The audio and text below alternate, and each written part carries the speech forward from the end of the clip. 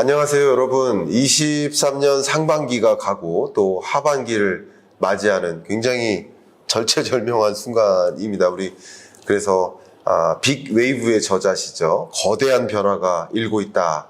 이런 것을 좀 강조해주고 계신 여러분 너무나 좋아하시는 김영익 교수님을 좀 모셔봤습니다. 인사 한번 잠깐 부탁드립니다. 네, 안녕하십니까. 네. 서강대 교수 김영익입니다. 네.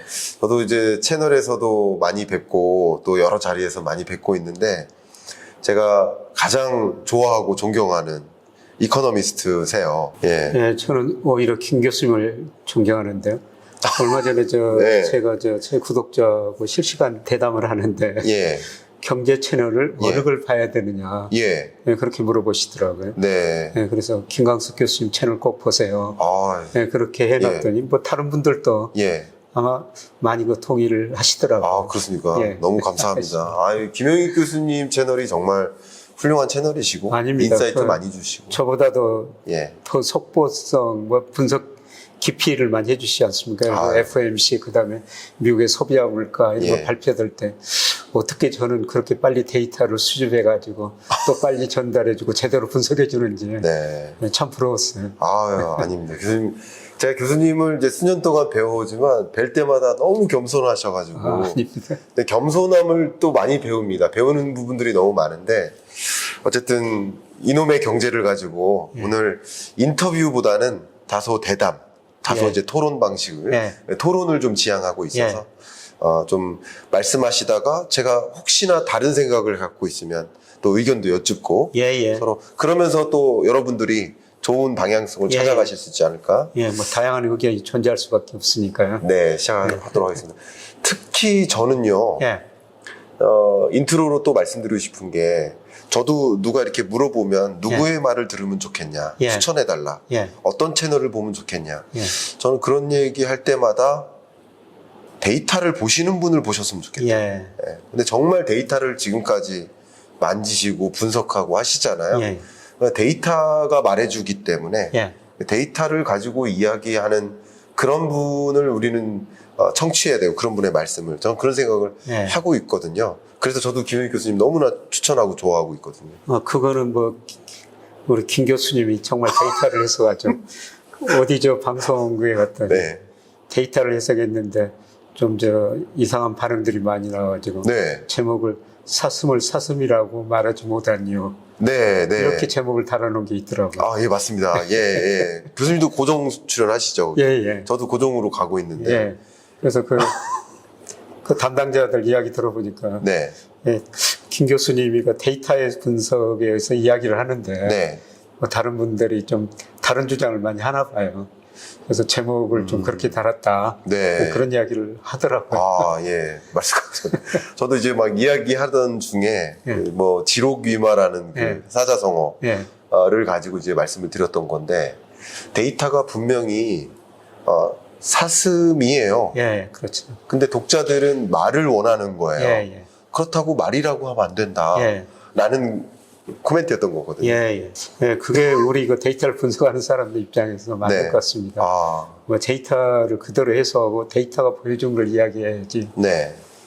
저는 어떤 분이 한 분이 이런 말을 하시더라고요. 주가가 많이 올랐을 때.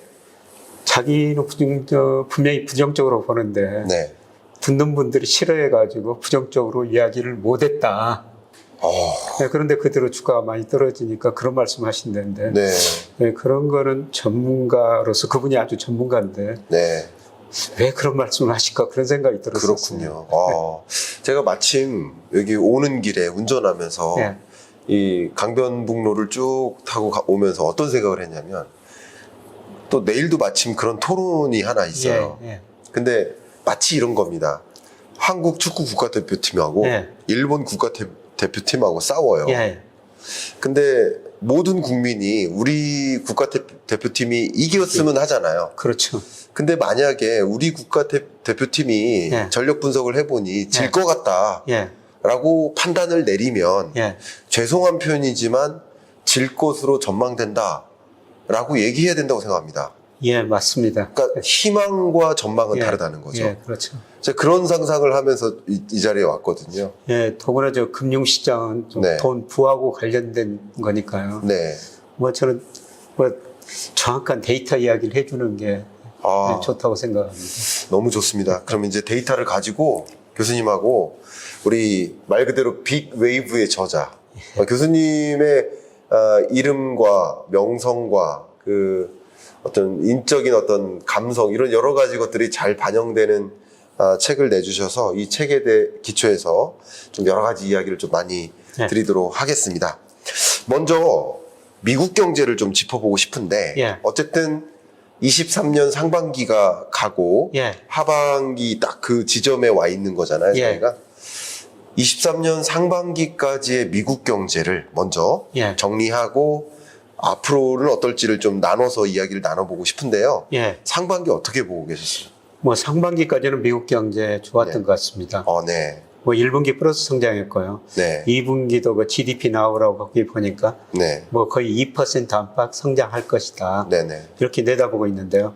그런데 블룸버그 컨센서스 다른 전망치 보더라도 작년에 미국 경제가 2.1% 성장했는데 올해는 1.1, 내년에는 0.8.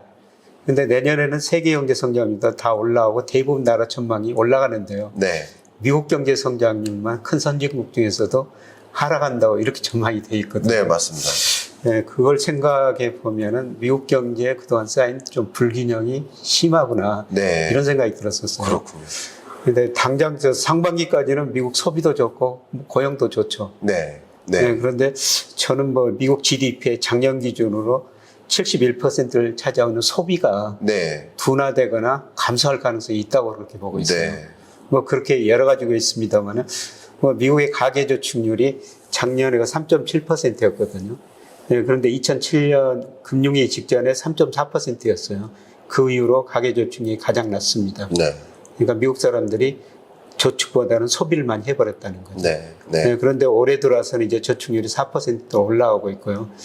그 다음에 미국이 작년 3월부터 금리를 많이 올렸지 않습니까? 맞아요. 뭐 연방기금리 5%포인트 올렸는데요. 그런데 제가 통계적으로 분석을 해보니까, 물론 분석 기간에 따라 다릅니다만은, 뭐 2010년 이후 통계로 분석해 보니까요, 미국이 금리를 올렸을 때 12개월에서 18개월 시차를 두고 소비가 많이 감소하게 나와 있거든요. 그러니까 저축률이 낮은 데다가 쓸 돈이 별로 없는 데다가 금리 인상 시차 효과가 올 하반기부터 저는 나타나리라고 보고 있습니다. 그래서 아마 미국 소비가 감소하면서 미국 3분기 성장률이 마이너스도 될 수 있고 아니면은 뭐 0% 뭐 그 정도 0%대가 나오지 않을까 그렇게 생각합니다. 상분기 성장률이 제가 교수님 말씀 속에서 제가 혹여라도 버팅이 있거나 다른 생각을 갖고 있다면 또 다르게 말씀드릴게요. 언제든지 말씀해 지금 주십시오. 부분에 대해서는 일단은 거의 많이 동의를 합니다. 동의하는 부분이 뭐냐면 저도 이제 IMF나 월드뱅크나 OECD 이 국제기구 보고서는 챙겨보고 있고 우리 독자분들께도 그걸 낱낱이 알려드립니다. 근데 이 그래프를 좀 그려보면 세계 경제가 우리 한국 경제도 마찬가지죠. 23년보다 24년이 좋아지는 모습으로 전망을 합니다. 어쨌든 24년이 매우 좋은 호황이다라고 보긴 어렵지만 23년보다는 낫다 이렇게 보고 있습니다. 근데 이 세계 경제의 주요 국별 혹은 권역별 기여도를 보면 미국의 기여도가 줄어들어요. 그러니까 23년 성장률과 24년 성장률만 보면 세계 경제는 4년이 더 좋은데 미국 경제의 기여도가 더 쭈그러들고요. 재밌게도 중국 경제도 쪼그라듭니다. 기여도가. 그리고 중국을 제외한 나머지 신흥개도국의 기여도가 늘고 또 미국과 유로존을 제외한 나머지 선진국들의 기여도가 늡니다.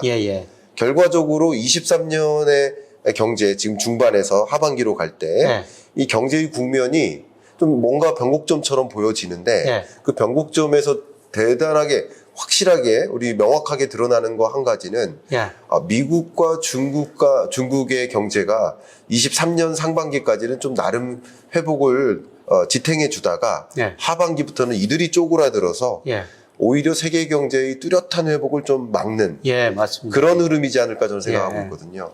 그래서 내년에 저도 뭐 세계 경제가 회복되더라도 네. 미국이 세계 GDP 한 24%, 중국이 한 18% 네. IMF 기준으로 그렇게 차지하고 있지 않습니까? 네. 두 나라가 내년 경제 성장이 낮으니까 네. 다른 나라가 좀 올라가더라도 내년 세계 경제 성장은 크게 올라가지는 않을 것 같다. 그렇죠.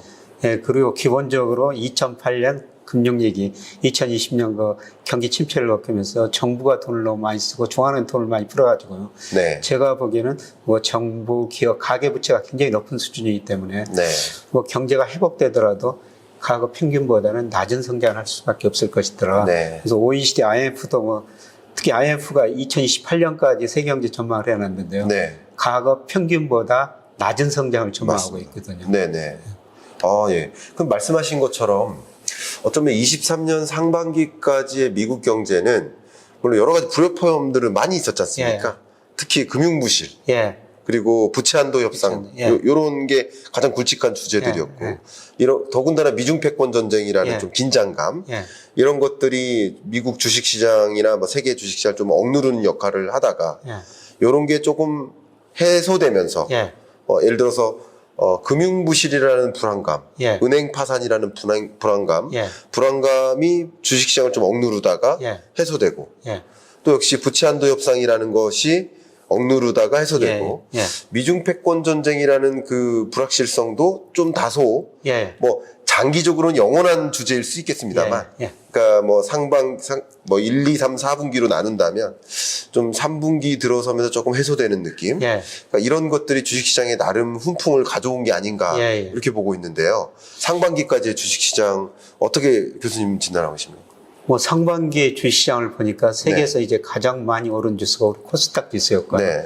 예, 그 다음에 나스닥 지수였거든요. 맞아요. 예. 예, 그 다음에 뭐 선진국에서 일본 주가 많이 오르고 독일 주가 오르고 뭐 S&P 500은 세계 평균보다는 좀 낮은 성장을 하고요. 다우 지수는 조금밖에 못 올랐죠. 네, 네. 예, 그런데 작년 그 세계 주가 상승률을 거꾸로 그려놓으면요. 올해의 모습이거든요. 네. 예, 작년에 이제 제일 많이 떨어진 나라가 물론 러시아, 이거는 네. 제외하고요. 예. 우리 코스닥, 그 다음에 나스닥, 네. 코스피 이런 순서로 많이 떨어졌어요. 맞습니다. 근데 올해 보니까 작년에 많이 떨어졌던 그런 주식들이 네. 올해 많이 오르고 있거든요. 네. 근데 어떻든 상반기까지는 그렇게 주가가 많이 올랐는데, 특히 저는 미국 주가가 아까 말씀드린 뭐 부도위기 넘겼다, 그 다음에 금리 인상 중단했다, 그 다음에 네.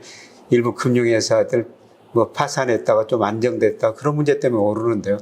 네. 제가 보기에는 미국 주가가 지금 너무 가대평가되어 있는 것 같아요. 네. 그러니까 흔히들 우리가 PER이라고 그러는데요. 네.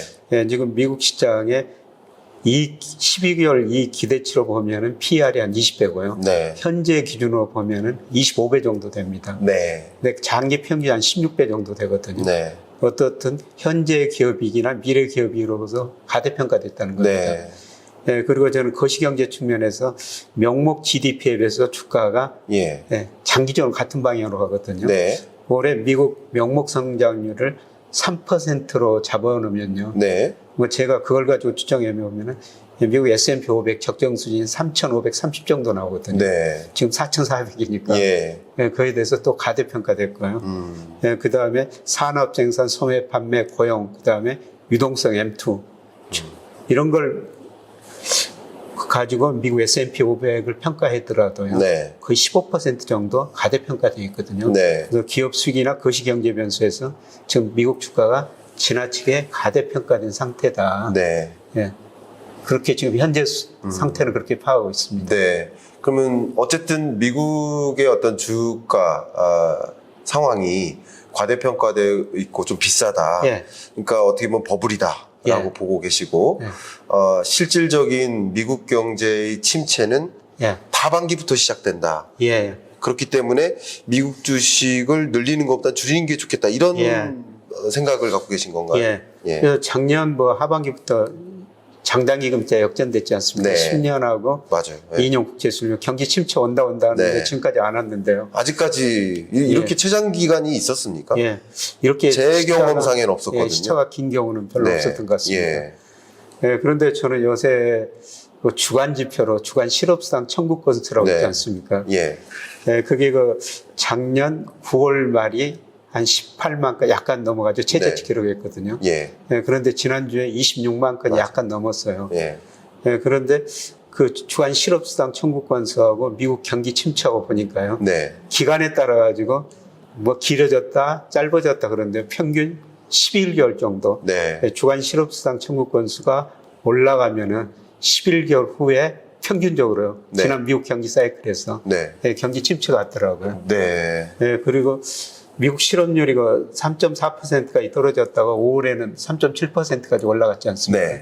네. 실업률 12개월 이동 평균을 보니까요. 네.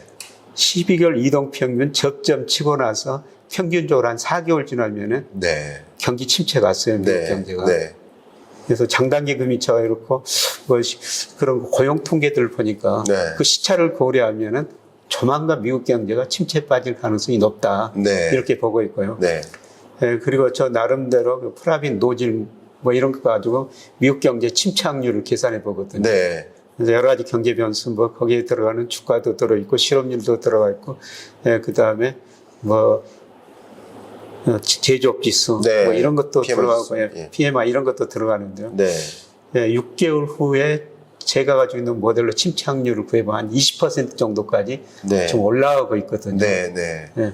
그러면 교수님이 보고 계시는 그 경기 침체, 네. 경기 침체를 그 나라의 연간 경제 성장률로 표현해 본다면 네. 몇 퍼센트 정도를 경기 침체라고 혹시 생각하고 계십니까? 흔히들 이거 2분기 연속 네. 마이너스 성장을 네. 경기 침체라고 그러는데요. 예. 교수님도 그 네. 개념을 차용하십니까? 아니면 예. 예. 아니 저는 그보다도 네. 이제 잠재 성장률 미국의 네. 잠재 GDP가 있지 네, 않습니까? 네. 실제 GDP가 예. 잠재 GDP를 계속 밑돌 경우. 그렇죠. 예. 밑도면 예. 침체다. 예, 그런데 이미 밑돌기 시작했거든요. 네, 네. 그런데 3분기, 4분기 가면 그게 더 확대돼 가지고요. 네. 제가 예상한 미국 경제 지표로 보면은 실제 GDP가 4분기에는 잠재 GDP보다 한 2% 미만으로 네. 떨어져요. 네. 뭐 저는 그 정도는 경기 침체라고 보고 있습니다. 아, 네. 그럼 저랑 정의가 다소 비슷한 개념인 예, 것 같고요. 예. 그러면은 저도 너무 동의하는 바가 많이 있어서 그냥 저는 이렇게까지 이야기를 합니다. 미국 경제를 놓고 봤을 때 하반기에 이게 지금 우리가 경험하고 있는 게 경기 침체라고 전 생각하고 있거든요. 우리 한국 경제도 마찬가지. 이 국면이 경기 침체인 거죠. 어떻게 이 부분은 동의하십니까? 예, 한국 경제는 이미 네. 저는 침체에 경기 빠졌다고 침체 국면이고, 생각하고 예. 있습니다. 그리고 그 정의를 어떻게 하느냐에 따라 예. 달려 있지만, 저도 경기 침체 국면을 잠재 성장률을 밑도는, 예. 예. 그리고 역성장하면 경제 위기, 예. 예. 그 정도로 생각하고 있고, 예. 역성장하거나 0%대 성장 정도면 경제 위기급, 예. 예. 이렇게 생각하고 있고, 1%에서 왜냐하면 이제 경기 침체라는 언어를 다른 개념으로 쓰시면 또 우리가 엇박자가 날 수 있기 때문에 그래서 어떤 정의를 쓰시는지를 먼저 여쭙는 겁니다. 그래서 저도 1%대 성장률이면 경기 침체. 그리고 1%대 후반이나 뭐 2%대 초 정도면 그래도 둔화 정도. 전 요 정도로 그냥 여러분들이 가장 이해하기 쉬운 표현으로 이렇게 생각하고 있는데 비슷하게 정의해도 될까요? 그 정도? 뭐 저도 그렇게 비슷하게 보고 있고요. 뭐 실물 측면에서 말씀하셨습니다만 또는 금융 측면에서 보니까요. 미국 통화 공급 보니까 우리가 샤워실의 바보 그런 이야기를 쓰지 않습니까? 그래서 어떤 때는 지나치게 우리가 샤워실에 샤워하다가 수도꼭지를 반대쪽으로 돌리면 굉장히 찬물이 나왔다 또 찬물이 나온다고 반대쪽으로 돌리면 굉장히 뜨거운 물이 나오고 미국 통화 정책을 보니까 꼭 그런 모습이 있더라고요. 적정 통화 증가율이라는 건 뭐 생각에 따라 다른데요. 우리가 흔히들 PCO 방정에서 실질 GDP 성장률, 물가 상승률, 유통속도 하락률 그걸 고려해가지고 적정 수준 통화 공급을 계산하는데요. 그런데 그 2020년 그 코로나 때는 미국이 그런 적정 통화 증가율보다 한 25%포인트 더 공급했어요. 이렇게 돈을 많이 푸니까 물가가 오를 수밖에 없었죠. 그렇죠. 그런데 올 1분기 보니까요. 적정 통화 증가율보다 10%포인트 통화 공급이 낮은 거예요. 실제로 저 미국 M2 보면 증가율이 마이너스로 돌아섰지 않습니까? 근데 적정 수준보다 그렇게 낮습니다. 근데 이게 제가 S&P 500하고 그 상관계수를 구해보니까 이 적정 통화 증가율 이게 한 4분기 정도 선행하더라고요. 그런데 최근에 이 적정 통화 증가율이 적정 수준보다 훨씬 밑으로 떨어졌다는 거죠. 네. 이걸 보면서 야, 저는 미국 주가가 한번 심각하게 머지않아 조정이 올 것 같다. 네. 네, 유동성 측면에서도 그런 생각을 해봅니다. 네, 저도 생각해 보면 그 경기 침체라는 정의를 말씀 나눈 대로 갖고서 미국 경제를 바라봤을 때 뭐 이미 경기 침체 국면에 진입해 있는 모습인데 예. 저는 이제 마일드한 경기 침체다. 예. 상반기까지는. 예. 그런데 23년 하반기는 뭐 마일드하다는 표현을 쓰기가 어색한 예. 그냥 좀 우당탕탕한 경기 침체다. 예. 뭐 이런 느낌을 좀 쓰고 싶어요. 하드 랜딩에 가까운 경기 침체. 예. 그리고 그런 경기 침체가 안 오면 그게 더 이상한 일이다. 예. 저는 이렇게 보고 있습니다. 예. 왜냐하면 정말 22년, 23년 상반기까지 예. 이렇게 급격히 금리 인상한 적이 없었고 예. 그리고 이렇게 높은 물가를 순식간에 만난 적이 없었는데 예. 고물가 고금리의 압력을 받는 해가 23년이라고 예. 보고 있고 그 경기 침체의 그 징후가 특히 실업률로서 나타나는 시점이 예. 훨씬 더 지연되는 모습일 뿐이지 예. 우리가 경기 침체에 진입하지 않을 거라고 생각하기는 어렵다. 예. 이렇게 저는 미국 경제를 좀 짧게 말씀드리면 이렇게 판단하고 있습니다. 예, 저도 뭐 같은 생각입니다. 네. 연초에 저 미국 경제가 로우랜딩 한다, 네. 착륙한다 이런 네. 뭐 이야기도 많이 나왔었죠. 네. 예, 그런데 사실 무착륙이라는 거는 굉장히 힘든 경우고요. 힘들죠. 예. 예. 근데 네. 저도 그 지금 추정해 보면 실제 GDP가 잠재 GDP 밑으로 떨어졌는데 네. 아까 말씀드린 것처럼 4분기에는 실제 GDP가 잠재 GDP 2% 정도 밑으로 가거든요. 네네. 예, 그거는 저는 약한 경착륙이다. 네. 아주 심한 경착륙 아니고 네, 맞습니다. 약한 예. 경착륙. 그러니까 마일드한 경기 침체, 예. 약간 비슷한 언어인 예, 거죠. 그렇게 예. 쓰고 있습니다. 아, 그러시군요.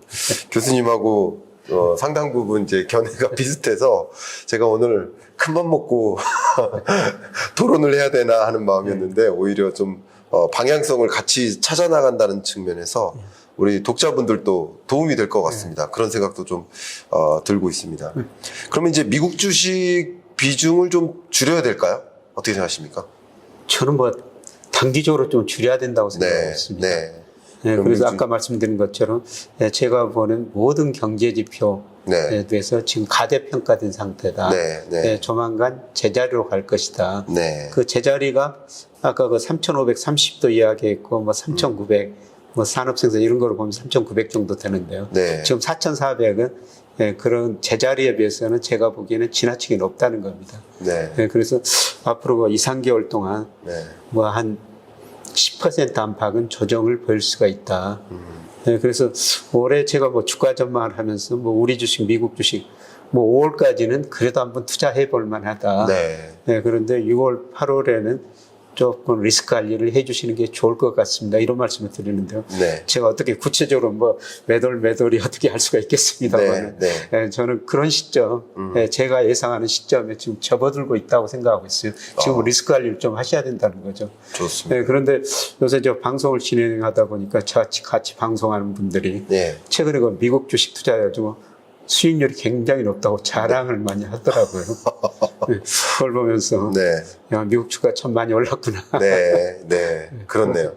그러니까 그래서 그렇게 자랑을 많이 하는 만큼 예.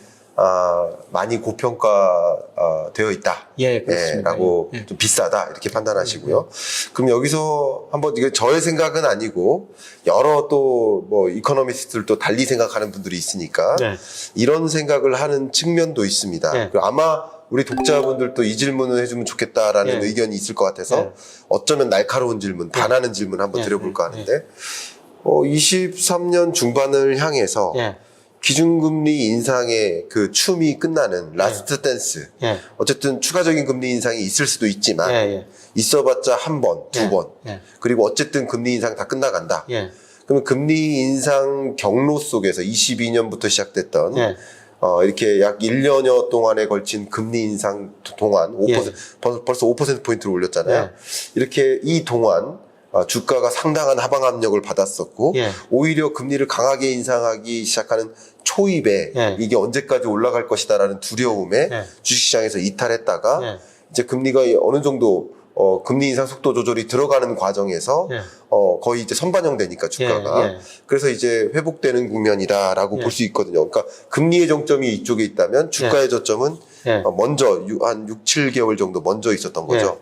그리고 이제 금리의 정점에 거의 다 오니까 이제는 유동성이라는 주제가 금리라는 주제가 주식시장을 억누르는 하방 압력으로서 작용했던 것이 끝나고 당장 금리 인하는 저는 없다고 생각합니다. 저는 작년 이맘때부터 23년 연내에는 금리 인하가 있을 수가 없다라고 얘기를 해왔어요. 근데 어쨌든 금리 인하가 있다 없다를 떠나서 저는 없다고 생각하고 있습니다만 그걸 떠나서 금리 인하에 대한 기대감밖에 안 남은 거잖아요. 무슨 말이냐? 금리는 이제 계속 동결될 거라고 보면 언제 인하를 하든 물론 24년 초중반이라고 생각하고 있습니다만 이제는 금리 인상할 일이 없다. 다른 말로 금리 인하할 일만 남았다 하는 국면에서는 주식시장에 더 많이 돈이 유입될 수 있는 거 아니냐. 금리 인하 시점으로부터 선반영되어서 예를 들어서 기준금리 인하가 미국의 기준금리 인하가 만약에 24년 2분기 초다. 만약에 3, 4월이다. 그렇다면 그것으로부터 23년 지금 뭐 7, 8월 정도면 먼저 선반영돼서 또 주식시장에 유입되는 그런 국면 아니냐라는 또 의견을 갖고 계신 분들이 계실 겁니다. 이 부분 혹시 어떻게 생각하시는지. 어쩌면 지금까지 주신 말씀하고 상충되는 이야기일 수 있거든요. 이 부분은 어떻게 혹시 고견을 좀 여쭙겠습니다. 가장 기본적으로 우리가 주식을 그냥 거시적 측면에서 결정하는 게 금리하고 기업 이익 증가율이 아닙니까? 맞습니다. 금리는 뭐 앞으로 당장은 안 하겠지만은 언젠가는 인하할 것 아닙니까? 내년 상반기일 수도 있고, 저는 뭐 올 4분기일 수도 있다고 생각하거든요. 제가 4분기가 테일러 준칙이 뭐 하나 방법인데요. 미국의 적정금리 수준 측정해 보니까 한 3.6% 정도 나와요. 지금보다 많이 낮다는 거죠. 그런데 제가 그 3분기 주가가 조정을 보이라고 생각한 거는 금리는 앞으로 떨어질 거고 인하할 기대는 있지만은 소비가 줄어들면서 기업 매출이 이익이 더 많이 줄어들 거라고 금리가 떨어진 것보다 기업 이익이 더 많이 떨어져 볼 거라는 거죠. 이런 것들이 주가 조정 요인으로 작용하고요. 그 다음에 저는 미국의 실질금리를 보는데요. 실질금리는 명목금리 마이너스 물가상승률인데 이제 명목금리를 뭐로 보느냐에 따라 다른데요. 저 10년 국채 수익률 가지고 저는 명목금리로 보고 있거든요. 그런데 이게 2021년 하반 때 실질금리가 마이너스였고요. 작년에는 마이너스 6.8%까지 갔었어요. 역사상 실질금리가 미국 역사상 마이너스 6.8% 간 경우는 처음이었거든요. 그런데 실질금리가 마이너스였다는 건 지극히 비정상인데요. 이게 이제 정상화되는 과정에서 미 10년 국채 수익률이 0.5에서 뭐 최근에 4%까지 올랐죠. 근데 금리는 저는 오를 만큼 올랐다고 생각하고 있어요. 근데 이 실질금리가 이제 플러스로 정상화되어 있으면 물가 상승률이 많이 낮아져야 됩니다. 맞습니다. 그런 과정에서 지금 실질금리가 마이너스 폭이 축소되고 있는데요. 저는 이달부터 실질금리가 플러스로 전환되리라고 보고 있거든요. 그렇게 보고 계시죠. 미국 10년 국채 수익률이 지금 3.6% 안팎, 7, 8%까지 갔습니다만. 그런데 6월 소비자 물가가 제 모델을 예상해 보면은 한 3.4% 정도 나오거든요. 기저효과 때문에 그런데 작년 6월에 미국 소비자 물가가 9.1%였지 않습니까? 맞습니다. 기저효과도 있지만은 소비가 줄어들면서 물가 상승률이 3% 중반이라고 보고 있습니다. 그러면 이달부터 실질금리가 플러스라는 겁니다. 그런데 과거에 실질금리가 마이너스에다가 플러스로 돌았을 때 미국 주가가 한번 급락했었거든요. 지금 그런 시점이 아닌가. 그동안 실질금리가 마이너스니까 사람들이 주식도 할 수가 있었죠. 그런데 실질금리가 마이너스에서 플러스로 도달하는 것은 저는 큰 사건이라고 보고 있거든요. 이런 걸 한번 관심 있게 지켜보시면 그것도 재밌는 포인트입니다. 그런 사이드에서 생각해 본 적은 없는데 상당 부분 물가가 소위 디스인플레이션 시대 말씀하신 대로 지난 6월 9.3%를 찍고 9.1%를 찍고 지금은 많이 떨어져서 그래도 4%대 물가 상승률을 좀 볼 수 있는데 그러면 요렇게 한번 질문 드려보겠습니다. 제가 실제 재밌게 본 한 유튜브 영상인데 물론 그 채널이 이제 저작권이나 이런 것에서 자유로울지는 잘 모르겠습니다만 교수님 영상하고 제 영상을 예. 같이 올려놓은 영상이 있더라고요. 예. 그게 뭐냐면 23년 연내 금리 인하 없다. 예. 저는 없다. 예. 그리고 교수님은 금리 인하 있다. 예. 예. 근데 그 근거가 또 중요하잖아요. 예. 그러면서 이제 둘을 이제 마치 누가 맞을까요? 예. 이렇게 한 영상을 그렇게 예. 어디서 따와가지고 예. 이렇게 쓴 걸 보면서 예. 그런 질문을 좀 드리고 싶습니다. 그러면 아까 테일러 준칙 말씀도 하셨지만 23년 연내 예. 금리 기준금리 인하 있을 수 있다. 예, 저는 그렇게 보고 있습니다. 네. 예. 예. 그 그래서 근거를 좀 더 그렇게 추가적으로 보는 여쭤볼 수 거는요. 있습니다. 예.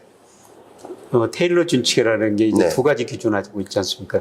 실제 GDP가 잠재 GDP 위에 있느냐 밑에 있느냐. 네네. 예, 미국은 실제 GDP가 4분기 가면은 네. 잠재 GDP 마이너스 2% 정도 밑에 있거든요. 네네. 예, 그 다음에 연말 가면은 미국의 그 소비자 물가가 저는 3% 물론 헤드라인 기준입니다. 네. 그런 물가는 3% 안팎까지 떨어져요. 네네. 그래서 그거를 두 개 놓고 적정 수준 추정해 보니까 3.6% 나오더라. 지금 5.2%인데. 네네. 예, 그런데 과거 보니까요. 예. 이 테일러 주칙에 추정한 적정 금리하고 그 다음에 미국의 실제 연방 기금 금리하고 방향은 거의 같습니다. 네네. 우리 한국은행도 거의 마찬가지고. 네네. 예, 저는 뭐 기재부 장관도 며칠 전에 한 방송하고 인터뷰하면서 네. 우리 소비자 물가 6월부터 2%대 후반에 진입할 것이다. 네. 예, 제가 6월 우리나라 소비자 물가 추정해 보면은 네. 한 2.9%. 네. 예, 그 다음에 하반기도 뭐 2.6% 안팎 이 정도 나오거든요. 네네. 예, 그리고 우리 실제 GDP가 이미 잠재 GDP 밑으로 떨어졌어요. 네. 이거로 보면은 우리 기준금리는 연말에 4분기 한 2.6% 정도 나와요. 네. 3.5%니까. 네. 근데 제가 과거에 실제 금리하고 이 적정 금리 제가 추정한 거 방향을 보니까 네. 방향은 같더라는 거죠. 네. 예. 예. 저도 그 부분은 예. 100% 동감합니다. 예. 그런 그런데 면에서. 뭐 연준, 뭐 한국은행 총재나 연준 의장 가장 중요한 목표가 물가 안정이죠. 네. 그래서 한은 총재도 2% 대리라는 어느 정도 확신이 있을 때 네. 그때 금리 인하하겠다. 지금 금리 인하 생각지도 말아라. 네. 예, 그런 이야기를 하는데요. 네. 예, 저는 3분기에 미국 주가가 상당히 좀 심각하게 떨어질 수도 있다. 네. 예, 그러면 소비가 더 위축되고 아마 9월 가면요. 네. 또 그 점도표, 뭐 경제 성장, 물가 성장 이런 전망치가 나올 텐데 네. 모든 게 밑으로 떨어져 있을 거라고 보고 있습니다. 그렇게 보시면. 그러면 이제 또 저도 어떻게 보고 있냐. 저는 이제 왜 금리 인하가 없느냐. 지금 말씀하신 부분 속에 다 들어가 있는 것 같은데요. 그러니까 우리나라 물가 같은 경우도 뭐 최근 3.3%로 발표를 했고, 그런데 근원 물가는 3.9%. 그러니까 식료품 물가와 에너지 물가가 크게 떨어져서지. 물론 여러분들이 체감하시는 거랑은 다릅니다. 상승률 기준이니까 식료품 물가 상승률과 에너지 물가 상승률이 크게 떨어져서지 근원 물가는 전혀 안 떨어지고 있다. 그리고 근원 물가가 떨어지는 것은 굉장히 더디고 오래 걸리지 않습니까? 근데 이런 현상이 미국도 완전히 똑같지 않습니까? PCE 기준으로 봐도 그렇고 CPI 기준으로 봐도 그렇고 둘 다 헤드라인 물가가 이 코어 물가보다 낮게 형성되어 있는 실제 기여도를 계산하면 너무 재밌더라고요. 식료품 물가의 기여도는 매우 크게 쪼그라들었고 또 에너지 물가의 기여도는 많이 쪼그라들어서 오히려 마이너스 기여도를 하고 있습니다. 근데 근원 물가의 기여도를 보면 그냥 약 4% 수준에서 4%포인트죠. 수준에서 계속 맴돌아요. 그러니까 근원 물가가 사실은 저는 어떻게 생각하고 있냐면요. 굳이 따지면 중앙은행의 목표를 물가 안정이라 하지만 굳이 중앙은행의 목표를 더 세분화한다면 물가 안정이 아니라 근원 물가 안정이다. 그렇죠. 저는 이렇게 생각합니다. 왜냐하면 식료품 물가는 농림식품부의 고민이고요. 에너지 물가는 미국으로 치면 에너지부의 고민인 것이지 중앙은행이 통제할 수 있는 성격이 아니고 식료품과 에너지 물가는 그래서 굳이 축약을 한다면 중앙은행의 목표는 근원 물가 안정이다. 근데 근원 물가 자체가 지금 안 잡힌 채 계속 맴돌고 있고 23년 하반기 내내도 그 목표하는 수준에 이르지 못할 텐데 근데 어떻게 이런 물가 그리고 테일러 준칙을 말씀해 주셨지만 테일러 준칙 안에 들어가 있는 그 변수들을 생각해 보면 예. 어쨌든 경기 침체의 정도거든요. 예, 예. 근데 경기 침체를 지금은 저는 개인적으로 예. 이 중앙은행이 유인하고 있는 것이다. 예, 예. 그러니까 유인하고 있는 것이니 당연히 그 정도 예. 경기 침체를 받아들일 의지가 있다. 예, 예. 이렇게 판단을 해서 예. 23년 연내 기준금리 인하가 예. 불가능하다라고 예. 이제 뭐 지금으로부터 딱 1년 정도 전부터 말씀을 예. 드렸던 건데 예. 이 부분에 대해서 혹시 교수님은 어떻게 생각하시는지 여쭙고자 합니다. 그러니까 중앙은행 목표가 헤드라인보다는 근원 물가죠. 사실 그 네. FMC 거기 들어가면 물가를 근원 PC라고 네. 정의를 해놨거든요. 네네 맞습니다. 네, 그래서 근원 물가가 더 중요한데요. 네. 네, 그런데 제가 이제 통계 분석을 해보니까 헤드라인이 네. 근원 물가에 한 3, 4개월 선행해요. 네. 헤드라인 물가가 떨어지면 네. 그 다음에 근원 물가 또 경직적인 물가도 같이 떨어졌다는 겁니다. 네. 네, 그래서 저는 근원 물가도 지금 전문가들 예상치보다는 더 낮아지리라고 보고 있습니다. 예를 들어가지고 우리가 작년에 하반기에 짜장면 가격을 올렸는데 네.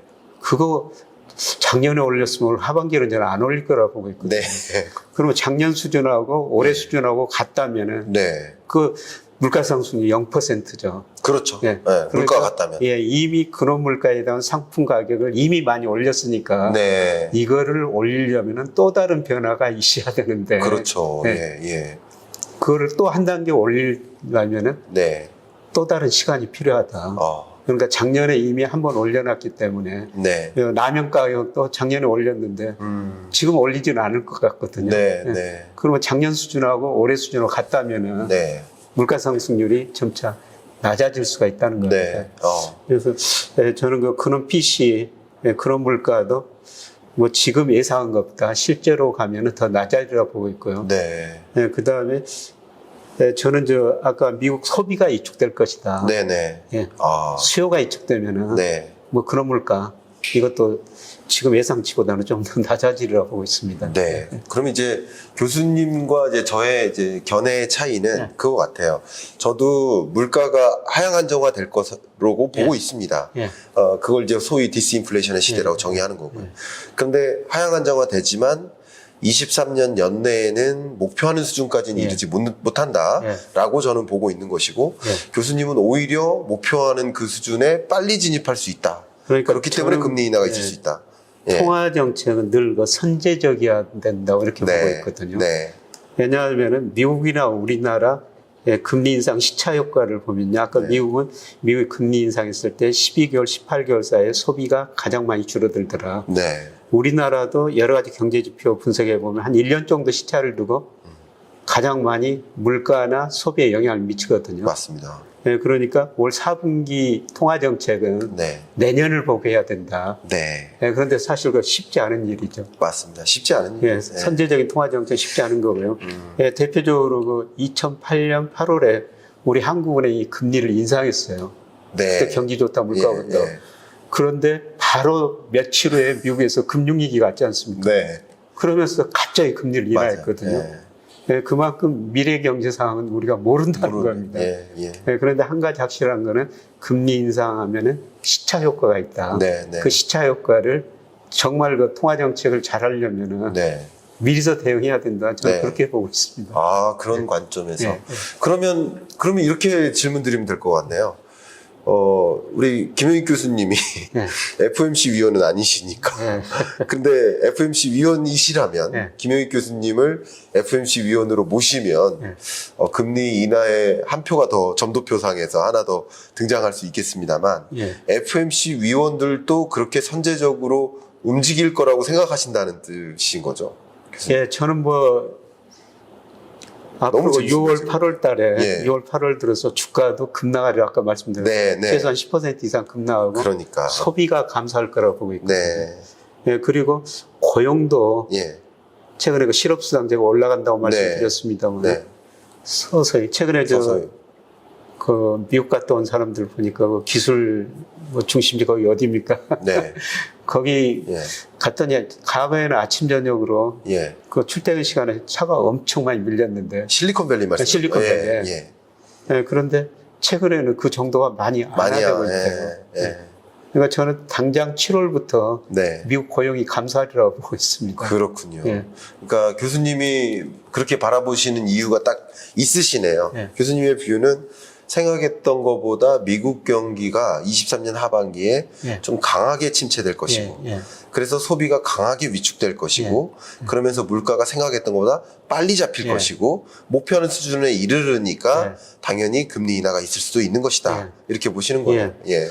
예, 저는 미국 지표를 보면서 네. 정말 세상에 이렇게 탄력적인 나라가 있을 것인가. 그러게요. 예. 그 2020년 코로나 때요. 네. 미국 소비자들이 얼마나 많이 소비를 줄였지 않습니까? 네. 그래서 2020년 그 2분기 보니까 실제 GDP가 잠재 GDP 밑으로 10%가량 떨어져 버리더라고요. 네. 고용을 보고 정말 놀라웠어요. 2020년 3, 4월 달에 미국 비농업분에서 고용이 2,200만 개 정도 줄어듭니다. 네.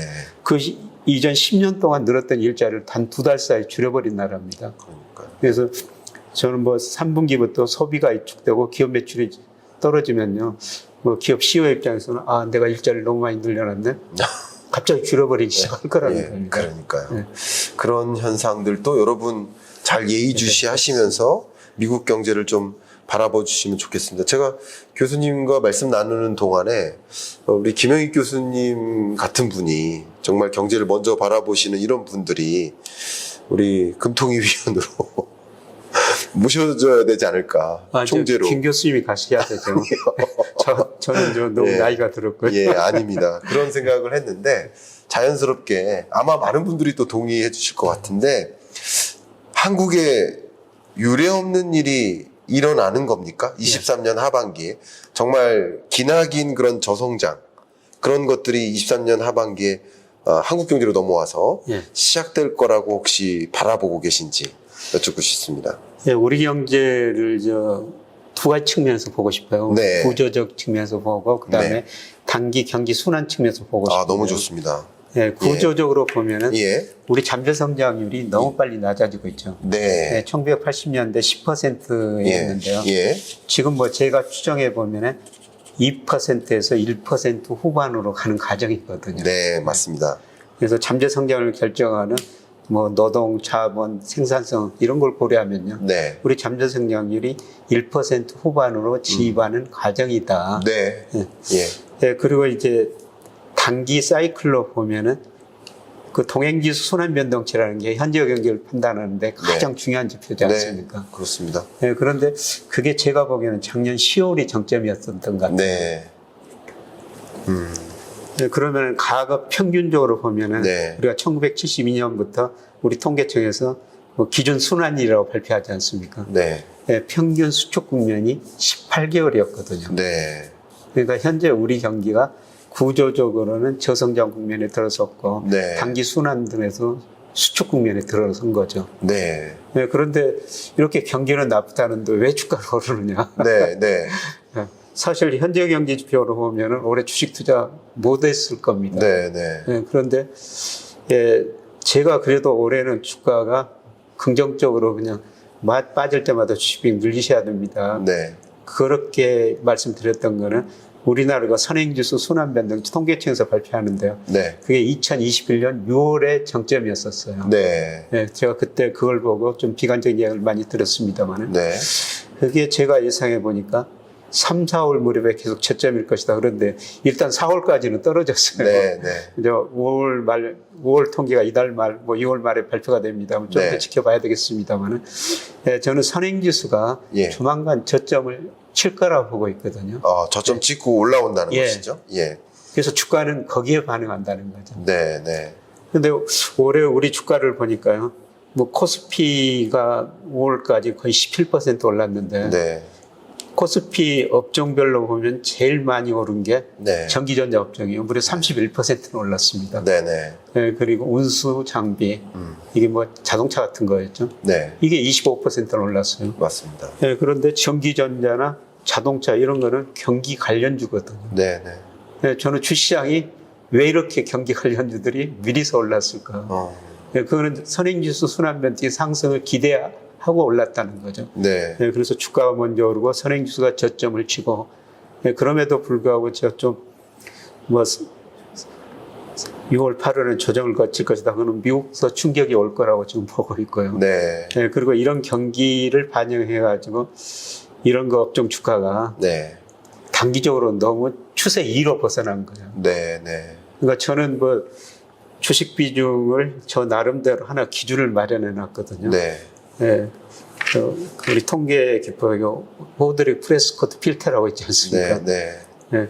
그걸 가지고 이 추세를 구하고요. 네. 네, 전체 코스피를 추세를 구합니다만 거기서 추세에서 10% 이상 벗어나면 주식 비중을 줄입니다. 네. 그 다음에 밑으로 5%나 10% 벗어나면 또 가감하게 주식 비중을 늘리고요. 또 늘리시고요. 네. 그런데 지난 5월부터 예. 이게 추세치에서 10% 정도 벗어나 버렸거든요. 네. 네, 그래서 저는 주식 비중을 좀 줄여놨죠. 아. 네. 그래서 이제 지금은 어쨌든 한국 경제가 장기적으로 구조적으로도 예. 저성장 국면에 진입하고 저는 이 부분은 정말 100% 공감하고 예. 이 부분은 뭐 공감하지 않는 분은 거의 없으시다라고 예. 생각을 합니다. 예. 이제 말씀하신 대로 잠재 성장률을 기준으로 했을 때 거기에 들어가는 그 부문들 예. 기여도별로 보면은 특히 그 노동 부문, 예. 자본이나 총 요소 생산성보다도 예. 노동 부문, 예, 노동부. 인구 감소에 따른 예. 그 영향이 크기 때문에 장기적으로 우리나라가 저성장 국면으로 가장 빠른 속도로 진입하는 거, 그 부분은 굉장히 크게 동의합니다. 네. 근데 제가 생각이 좀 다른 부분을 한 가지 말씀드리면 단기적으로는 저는 23년 상반기보다 하반기가 그래도 낫다라고 생각을 하고 있습니다. 물론 정부에서는 이 23년 경제를 상저하고다. 저도 얼마 전에 기재부 차관님하고 무슨 대담할 일이 있었는데 상저하고로 다 보고 계시더라고요. 그런데 저는 상저하고라는 표현보다는 상저하전데 근데 상반기가 유독 극단적인 저기 때문에 상극저하저라고 해야 체감하기가 좋다. 그래서 하반기는 그래도 상반기보다만 나은 상태. 한국 경제도 3년보다는 4년이 나은 상태. 그래서 23년 6월을 지나는 이 2분기가 뭐 그러니까 20년 팬데믹 위기 이후로 가장 바닥에 해당되는 경기 국면이다라고 저는 판단을 하고 있습니다. 그래서 이제 숫자로 말씀드리면 23년 성장률을 1.4%로 봤고 그리고 상반기를 이제 한국은행도 마찬가지지만 0.8%, 하반기를 1.8%, 요 정도로 보고 있기 때문에 그래도 물론 장기적으로 우리나라가 저성장 고착화될 것이다라고 보는 것은 방향성이 맞습니다만 하반기를 보는 뷰는 기나긴 저성장을 얘기하기에는 좀 다른 것이 아닌가, 저랑 생각이 좀 다르실까 해서 좀 여쭙고자 합니다. 저도 4분기부터는 경제 성장이 어느 정도 올라가리라 보고 있어요. 4분기부터? 3분기가 안 좋고요. 3분기까지는 계속 성장률이. 아마 2분기도 별로 안 좋을 거, 3분기도 좀 안 좋은데요. 네네. 4분기부터는 올라갈 거라고 보는데요. 네. 근데 미국 장단기 금리 차가지고 경제 성장률 예측에도 잘 맞고요. 우리나라도 장단기 금리 차. 저는 10년하고 1년 국채 수익률 차이 가지고 예상하는데요. 이게 우리 경제 성장률의 3분기 정도 선행하거든요. 그런데 올해 들어가지고 특히 2분기 이후에 장단기 금리 차가 좀 확대되고 있거든요. 10년 국채 수익률이 1년보다 더 빠졌다는 거죠. 이런 걸 보면은 뭐 저는 4분기부터 경제 성장률이 좀 올라가리라 보고 있어요. 그런데 저는 뭐 올해 경제 성장률 뭐 원래부터 1% 안팎이라고 봤고요. 지금 뭐 여러 기관에서 조금 낮추고 있습니다만 맞습니다. 아직도 좀 덜 낮췄다 올해는. 이런 생각을 하고 있고요. 4분기부터는 성장률 올라간다. 뭐 급격한 회복은 아니지만 만만한 회복이다. 그리고 요새 우리가 15개월 무역 수지가 적자 났다 그러는데 저는 4분기 흑자라고 보고 있어요. 4분기부터 흑자. 4분기 흑자 나다 내년 1분기는 또 적자 나겠지만 계절 요인 때문에 내년 2분기부터는 다시 흑자로 돌아서리라고 보고 있습니다. 그러시군요. 그러면 3분기까지는 적자. 적자. 그렇게. 그러니까 이게 전제가 조금씩 다른 거 보니까. 왜냐면 이제 그 경제 성장률이라는 그 GDP 안에는 이 뭐 소비나 투자나 뭐 순수출이나 이런 게 다 함축된 개념이니까. 근데 저는 이제 무역 적자를 놓고 보면 6월도 뭐 정말 미세한 흑자가 날 수도 있다라고 보고는 있습니다. 근데 6, 7월 정도면 흑자다 이렇게 보고 있거든요. 근데 교수님은 3분기까지는 적자 하다가 4분기부터 본격적인 회복이다 이렇게 보고 계신 거네요. 그럼 3분기는 소위 마이너스 성장을 할 것이라고 보고 계시겠네요. 뭐 그래도 어느 정도 소비가 되기 때문에 우리는 작년 4분기 마이너스 성장했고 1분기는 뭐 전기비 0.3% 성장했지 않습니까? 그렇습니다. 아마 마이너스 성장은 안 할 것인데 뭐 0%에서 뭐 0.3, 뭐 그 정도 사이일 거로 보고 있습니다. 그럼 정말 23년 한 해의 사이클로 본다면 경기의 바닥은 3분기로 이렇게 진단하고 계신 거네요. 그러시군요. 그 부분에 좀 차이가 있는 거고 저는 2분기로 보고 있고 뭐 매우 더딘 회복일진 몰라도 그래도 3분기부터는 더디게나마 회복될 걸로 이렇게 보고 있습니다. 주가 관점에서도 저는 이제 경기 사이클보다 금리 사이클에 주가가 더 민감하다라고 보고 있어서 작년에도 그랬고 제가 23년 전망서도 그렇고 저는 이렇게 봤습니다. 주가를. 왜냐면 23년에 경기 침체 옵니다. 라고 이렇게 작년부터 이야기를 했더니 주가는 왜 이렇게 좋아요? 이런 질문을 많이 주세요. 근데 제가 작년부터 경기 침체 옵니다. 근데 주가는 22년 10월이 바닥입니다. 라는 말씀을 명확하게 드려왔거든요. 근데 아마 경기 침체라는 말을 더 많이 들어서 경기 침체를 주가 침체라고 같이 혼용해서 이해하신 분들이 계신 것 같습니다. 근데 선행성이라는 것이 있기 때문에 경기 사이클보다는 먼저 주가가 움직일 거라고 보고 있기 때문에 좀 경기 사이클과 함께 맞물려서 보면 동행한다고 보시면 안 되겠죠. 근데 저는 경기 사이클보다 더 명확한 잣대가 금리 사이클이기 때문에 기준금리의 우리나라 기준금리를 기준으로 했을 때는 어쨌든 2분기 정도가 정점이라고 생각을 하고 있었고 작년 요맘때부터 뭐 지금부터는 또 뭐 기준금리가 추가적으로 인상될 수는 있겠습니다만 어쨌든 작년 요맘때부터는 기준금리의 정점은 23년 2분기 정도라고 생각했고 그곳으로부터 대략 한 6개월에서 9개월 전 그러니까 22년 10월 정도가 주가의 정점이다.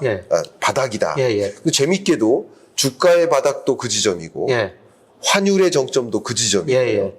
그리고 역시 금리 사이클이라는 면에서도 그때부터 본격적으로 금리 인상 속도 조절이 들어왔었고 그런 거시경제 면에서 지표들을 그렇게 바라보고 있어 왔었거든요. 교수님은 이제 다소 금리 사이클보다는 경기 사이클에 기초해서 주가를 이제 말씀해 주시는 그런 차이가 있는 건가요? 저도 올해 주가는 계속 5월까지 긍정적으로 봤고 6월, 8월에 조정이고 4분기에 또 오른다. 올해 주가 전망을 그렇게 그러셨군요. 있거든요.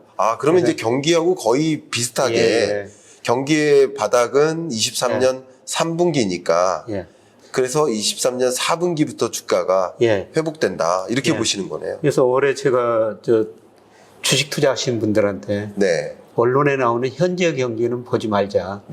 그렇게 하면 올해 주식 투자 못 하신다. 그래서 앞으로 경기를 예측하는 장단기 금리차나 선행지수를 보자. 그래서 선행지수가 아마 그 3, 4월에 저점일 것 같다. 근데 제가 예상한 것보다 좀 늦게 나올 것 같습니다. 그렇군요. 그리고 시장금리는 저는 작년 4분기부터 계속 하락한다.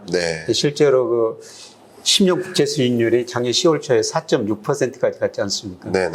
그리고 최근에 3.2% 떨어졌다가 지금 3.6% 안팎까지 올라왔는데요. 이미 저는 하락 추세로 접어들었다고 보고 있어요. 그리고 시장금리하고 기준금리의 관계인데요. 제가 4분기에 기준금리를 인하할 수도 있다. 그거는 시장금리 때문에 그럽니다. 그렇군요. 과거 보면은 시장금리에 기준금리가 후행을 했어요. 과거에? 그리고 인과관계를 뭐 그랜저 심스 테스트 이런 것 가지고 해봐도 시장금리가 기준금리를 일방적으로 설명하거든요. 그러니까 시장이 한국은행보다 더 똑똑하다는 겁니다. 그런 면에서 그래서 금리는 이미 하락 추세에 접어들었고요. 이제 언제 기준금리를 인하하느냐. 이미 시장금리가 작년 10월을 정점으로 계속 하락하고 있다는 겁니다. 시간의 문제지 기준금리도 내릴 수밖에 없는 상황이 아닌가 그렇게 생각합니다. 좋습니다. 교수님 말씀 참 좋고요. 교수님 말씀 중에 저도 이제 되게 인상 깊게 마치 강연처럼 제 마음속에 남아있는 그 문구가 시대에 당하지 말자. 저도 굉장히 공감하고 저도 강연 자리나 그런 자리에서도 많이 그런 말씀 드립니다. 이 경제가 어디에서 어디로 건너가는가. 그리고 나는 어느 지점에 서 있는가. 이걸 계속 확인하면서 살아야 된다. 그렇습니다. 라는 말씀을 항상 드리는데 교수님께도 좀 여쭙고자 합니다. 시대에 당하지 말자. 어떤 면에서 이 부분을 또 특별히 강조하고 싶으실지. 뭐 저는 금융회사 다니면서 뭐 큰 부자들도 많이 만났고, 뭐 김 교수님도 강의 여러 군데 가시면 큰 기업을 운영하시는 회장들. 이분들이 공통적으로 하는 이야기가 시대의 흐름을 알자. 맞아요. 개인한테 당하면 일부 자산을 잃을 수가 있지만 시대에 당하면은 모든 자산을 잃을 수가 있다는 거죠. 너무 뭐. 그런데 2021년 뭐 코스피가 뭐 3천 가고 그때 일부 그 미래를 낙관적으로 보고 일부 기업들이 돈 빌려가지고 가인 투자를 했거든요. 그런데 지금 굉장히 어렵지 않습니까? 그래서 그렇게 잘 나가던 분이 얼마 전에 한 신문하고 인터뷰했는데요. 미시적인 것만 봤다. 거시적인 걸 보면은 자기가 그때 돈을 그렇게 빌려가지고 투자 안 했을 것이다. 지금 그렇게 어려움을 겪지 않을 것이다. 이런 거 대담을 했더라고요. 너무 공감됩니다. 그래서 저는 꼭 거시경제 흐름을 알아야 된다. 쉽게 말씀드려가지고 2020년 상반기에 삼성전자가 9만 원 갈 때 10만 전자 이야기도 나왔지 않습니까?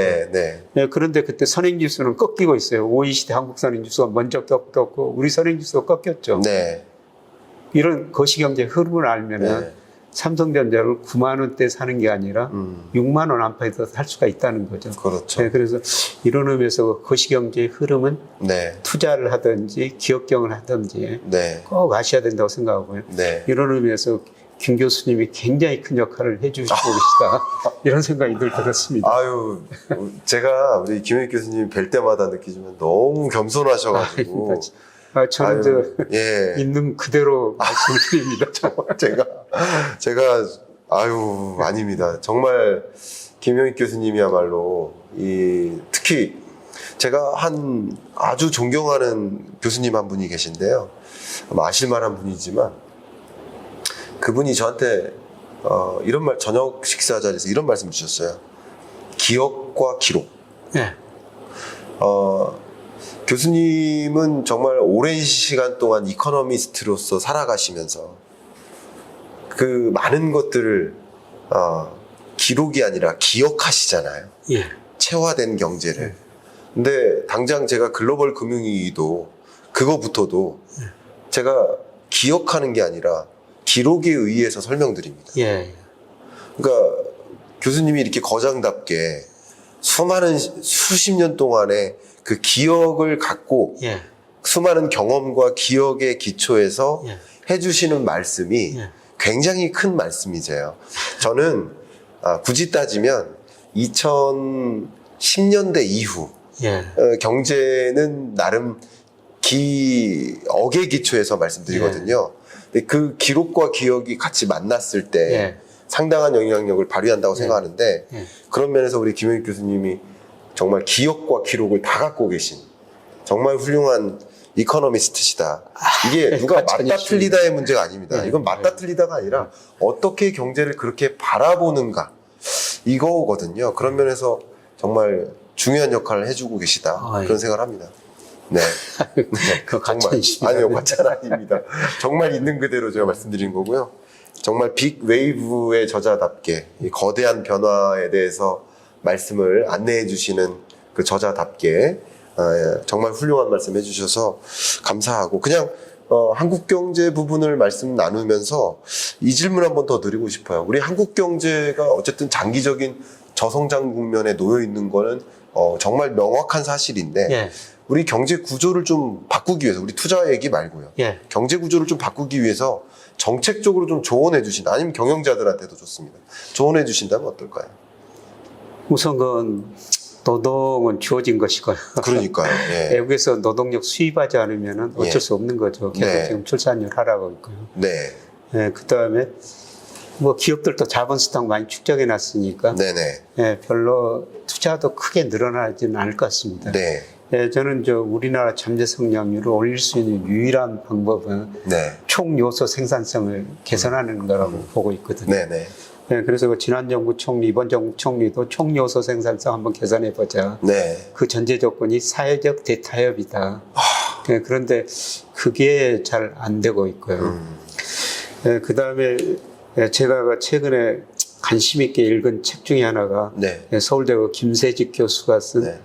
모방과 창조라는 책이에요. 네. 네. 예, 그분이 5년 1% 법칙을 계속 설명한 거거든요. 네. 우리 경제 성장률 보니까 특히 90년대 이후로 5년 지날 때마다 경제 성장률이 네. 1%포인트 하락했다는 거예요. 뚝뚝 떨어지는 거. 네, 그래서 이제 그분이 이렇게 놔두면 우리가 정말 0% 성장 가고 사실 우리 경제학 목적이 그분은 뭐 좋은 일자리를 창출해야 된다. 네, 네. 그러면 경제가 성장해야 된다. 네. 이대로 가면은 우리 경제 0% 성장하고 좋은 일자리 없다. 네, 네. 이거 심각한 문제다. 그렇죠. 네, 그러면 우리가 좋은 일자리 창출하기 위해서는 뭘 해야 되냐? 네. 창조 경제를 해야 된다는 것이죠. 그래서 모방과 창조. 예. 그래서 그동안 우리가 모방에 의해서 90년대까지는 연평균 거의 65년부터 거의 8% 안팎 성장했거든요. 네. 세계에서 거의 30년 동안 8% 성장한 나라는 최근에 중국이고 네. 우리나라밖에 거의 없는 것 같습니다. 네. 네, 그렇게 우리가 모방을 잘해가지고 성장했는데 네. 90년대부터 우리 잠재 성장이 계속 하라는 거는 네. 모방 가지고는 한계가 있다는 거죠. 그렇죠. 그렇죠. 네, 그래서 창조 경제가 필요하다는 뜻인데요. 그래서 예를 들어가지고 그 애플. 네. 그게 그 시가총액이 우리 GDP보다 더 많지 않습니까? 그러니까요. 그 애플 그 창립자가 그 아이디어로 해가지고 맞아요. 그 13만 7천 명 정도 굉장히 높은 임금을 주고 고용을 맞아요. 하고 있더라고요. 네. 네, 그래서 우리나라도 그런 그 젊은 분들이 네. 그런 기업을 하나 맞아요. 만들고 정부에서 적극적으로 좀 지원도 해주고 맞아요. 네, 사회가 그런 거를 좀 네. 지적 자산 같은 것도 네. 뭐 보호해주고 예. 네, 그러면 우리 잠재 성장률이 한 단계 올라갈 수가 있는데요. 그런 게 뭐 쉽지는 않은 것 같습니다. 네. 예. 교수님 조언 너무나 감사하고 제가 조금만 첨언 드리면 저는 조금 더 쉽게 친절하게 설명드리는 예. 편이어서 예. 이 잠재 성장률의 개념을 이제 혹시나 모르시는 분들께 설명드리면 잠재 성장률의 그 세 가지 부문이 있습니다. 이제 하나가 노동, 그리고 자본, 마지막이 이제 총 요소 생산성인데 자본 투입이나 노동 투입을 변화시키긴 어렵다. 정해져 있다. 그러나 총 요소 생산성 부분은 우리가 변화시킬 수 있다. 총 요소 생산성은 예를 들어서 일하는 방식의 변화라든가 예. 기술 혁신이라든가 이런 것들이 다 포함된 것들인데 교수님께서 제안해 주신 것은 잠재 성장률 자체가 끌어져 내리고 있으니까 이것을 끌어올리기 위해서는 할 수 있는 것이 이 총 요소 생산성 부분을 개선해 나갈 필요가 있겠다. 이 말씀을 주신 거지 않습니까? 이거 인적 자본. 네. 맞습니다. 예. 그럼 너무 강조해 주셔서 정책 의사결정이든 기업 의사결정이든 그런 방향으로서의 고민을 더 심도 높게 해야 되겠다. 저도 그런 생각 많이 했고요. 정말 그런 식으로 경제 구조를 개선해 나가야 되겠다. 너무 좋은 말씀 주셨습니다. 자, 이제 마지막으로 부동산 이야기를 좀 해봐 드리고 싶습니다. 저희 이 채널이 한 번 더 말씀드리지만 중간에 들어오신 분이 계시니까 워낙 이 유튜브를 보시면 다 인터뷰 채널들이잖아요. 교수님도 계속 인터뷰를 많이 하시죠. 저도 다른 데 가면 인터뷰밖에 없습니다. 근데 이렇게 토론하거나 상반된 의견을 또 여쭙거나 하는 자리를 한 번도 저도 경험을 못했어요. 그래서 아마 그런 인터뷰에만 익숙해 계신 독자분들은 왜 김영익 교수님 모셔놓고 자기가 저렇게 막 주도적으로 얘기하나 하시는 분들이 계세요. 이런 토론이 정말 좋죠. 그러면서 방향성을 더 찾아가잖아요. 예. 그리고 저도 배우고 제가 미처 못 봤던 부분을 또 찾아가고. 저도 이 자리에서 또 많이 배우고 있죠. 아유, 무슨 말씀입니까. 그래서 혹여나 저희는 인터뷰 채널이 아니라 토론 채널입니다. 그렇게 오해하지 말아주시고 들어주시면 좋겠습니다. 자, 그러면 이런 말씀을 좀 바로 단도직입적으로 여쭙도록 하겠습니다. 금리가 떨어지고 있지만 그리고 금리가 떨어지겠지만 예. 그래도 집값은 더 떨어질 수 있다. 예. 동의하십니까? 네, 크게는 동의하는데요. 네네. 예, 그런데 사실 그 집값에 대해서는 주식보다도 네. 더 조심스럽게 이야기할 수밖에 맞습니다. 없습니다. 왜냐하면 우리 가계 자산 중에서 주식 비중은 5%도 안 되거든요. 예. 근데 부동산이 76%나 돼요. 네. 예. 우리나라 전체에서. 예, 전체 가계 자산 중에서. 그렇죠. 예, 그래서 부동산은 늘 방송에 나갈 때 좀 네. 신중하게 이야기했다 그런 생각이 드는데요. 네. 예, 그런데 제가 부동산 통계를 보면서 네. 정말 헷갈리는 통계가 지금 예. 두 가지입니다. 네네. 말씀 주십시오. 네, 그동안은 제가 그 KB에서 뭐 주택가격 네. 매월 발표하지 않습니까? 동양조사 데이터요. 1986년부터 발표해가지고 네. 이걸 가지고만 그동안 계속 분석을 해왔거든요. 네. 근데 이걸 가지고 분석하면은 물가에 비해서 그다음에 소득에 비해서 그다음에 렌트 네. 뭐 이런 것에 비해서 아직도 예. 우리 집값이 전국 평균적으로 20% 정도 가대평가됐어요. 네네. 네, 그런데 최근에 제가 한국 부동산원 통계를 네. 쭉 한번 살펴봤거든요. 네.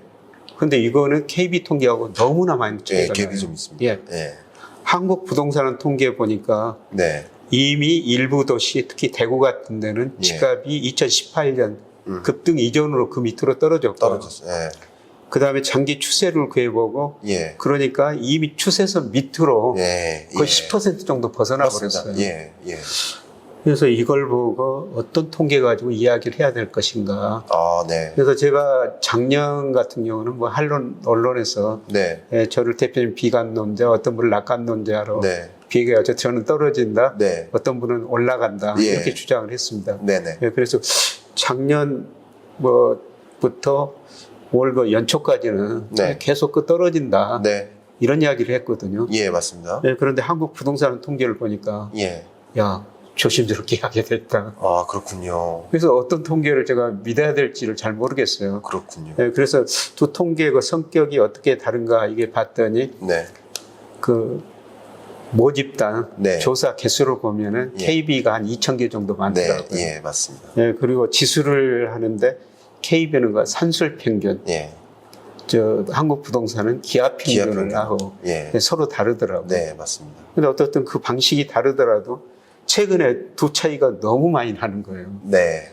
그래서 이걸 보고 이제 부동산원 통계를 보고 네. 조금 더 조심스럽게 이야기하겠다. 예. 아, 네. 그리고 최근에 이제 집값이 급락했다가 네. 좀 반등했지 않습니까? 네, 네. 근데 물론 저는 이게 추세 상승으로 돌아섰다고는 생각하지 않고요. 네.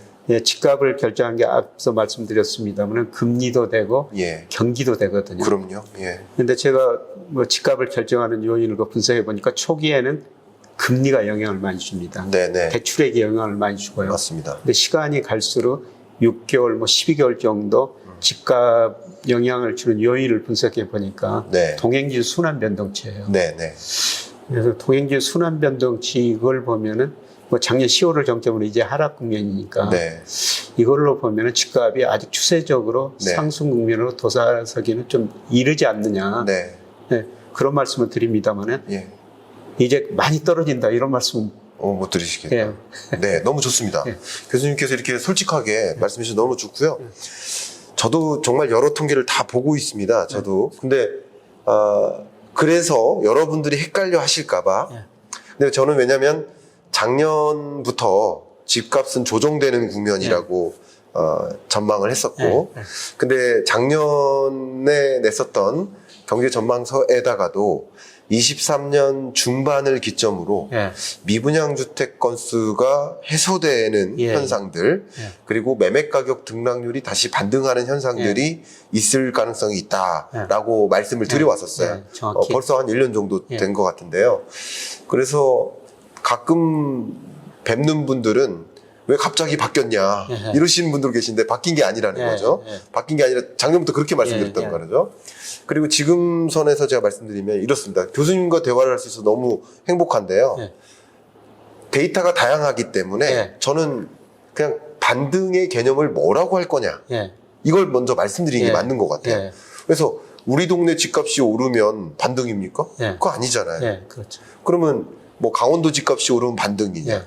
그러면 KB 부동산 통계가 반등이면 반등이냐. 그러니까 이것을 정해놓는 게 좋을 것 같고, 저는 그래서 주간 통계 기준으로 했을 때, KB 부동산의 주간 통계 기준으로 주간 등락률, 그러니까 전국 아파트 매매 가격 주간 단위의 등락률을 봤을 때, 이게, 올해 23년에 계속 마이너스에 있잖아요.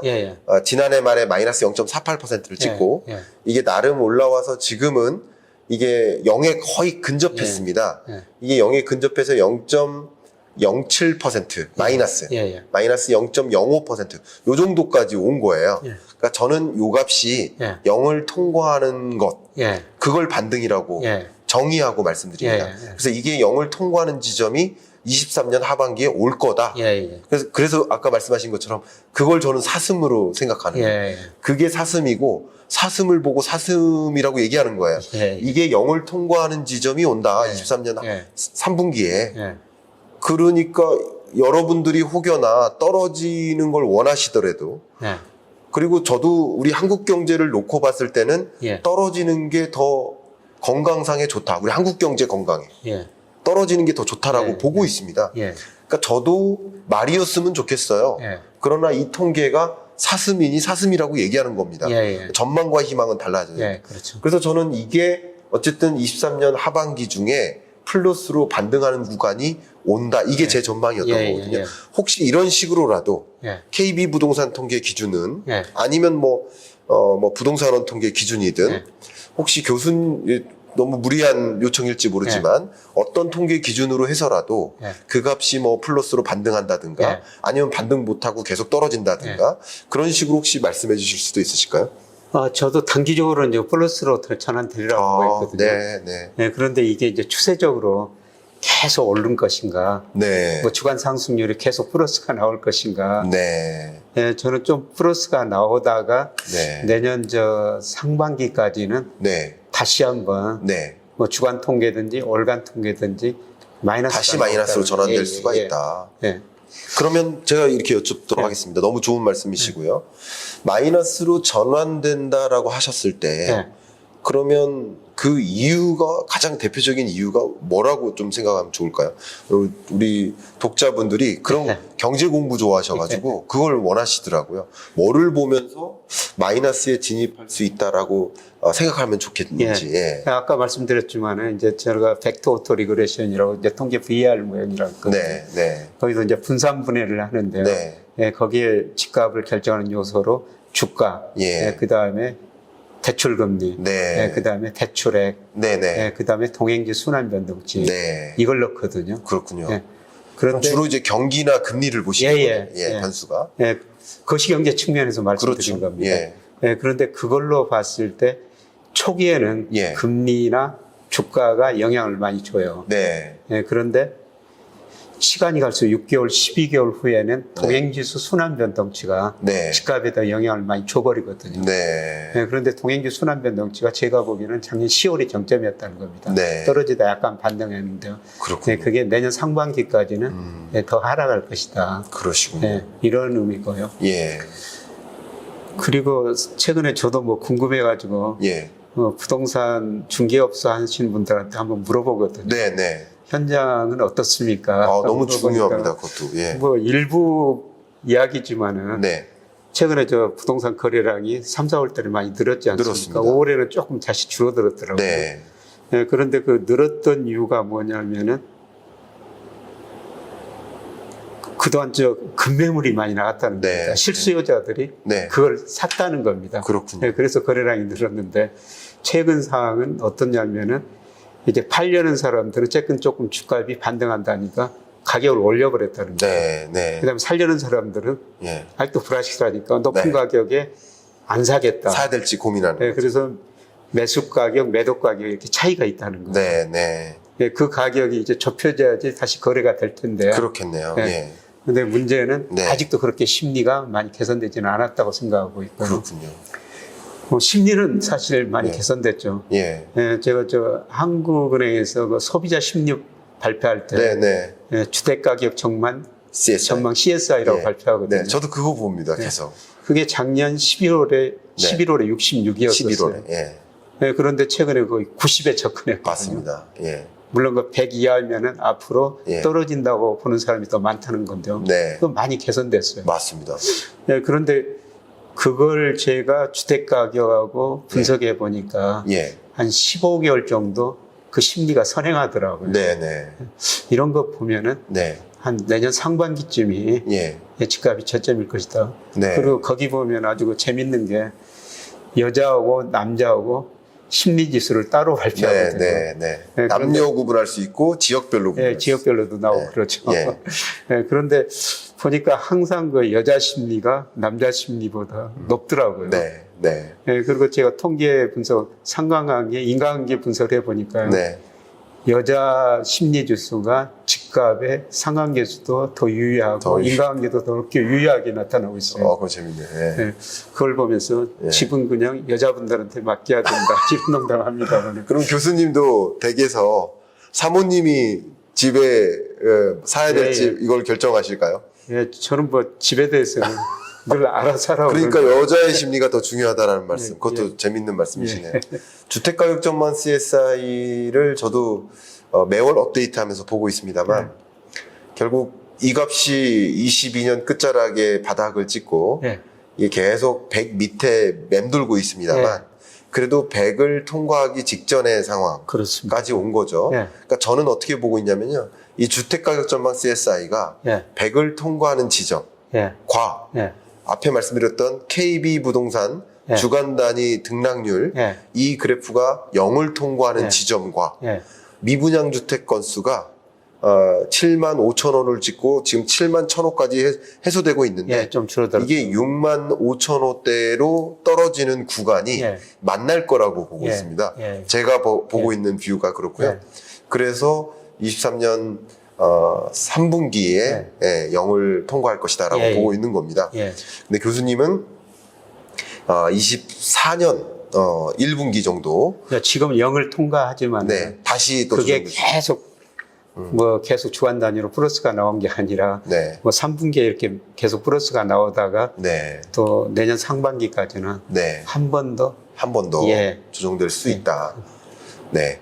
아마 교수님께서 주시는 그 조언, 그리고 교수님께서 이제 그렇게 판단하시는 근거들을 명확히 이렇게 말씀해 주고 계시니까 여러분들도 그런 근거들 파악해 가시면서, 내가 집을 언제 사야 되나, 내 집 마련 시점 언제로 잡아야 되나, 이런 것을 이제 고민하실 때, 물론 스스로 판단하는 것이지만, 그런 어떤 틀, 어떤 것을 관전 포인트로 생각하고 의사결정해야 될지를 말씀 많이 해주셔서 도움이 될 것 같습니다. 집은 너무 민감한 문제라서요. 네. 제가 작년에 초에 어떤 뭐 방송에 나가지고 집값 떨어진다고 그랬더니 진행자가 네. 그러다 집값 올라가면 제자들이 예. 스승을 꽃도 안 가져옵니다. 카네이션도 안 가져옵니다. 네. 뭐 이런 이야기를 하던데 네. 그만큼 좀 민감한 문제. 맞습니다. 참고만 하시고 네. 의사결정하시기 바랍니다. 너무 좋습니다. 뭐 저도 항상 틀릴 수 있고, 뭐 교수님은 또 실수할 수 있고, 틀릴 수 있습니다. 우리가 다만 이런 이야기를 들 때 맞다 틀리다가 중요한 게 아니라, 이런 기준 때문에 이렇게 바라보는, 그러니까 그런 것을 가지고 여러분이 부동산 시장을 바라보는 눈이 생기신다는 거죠.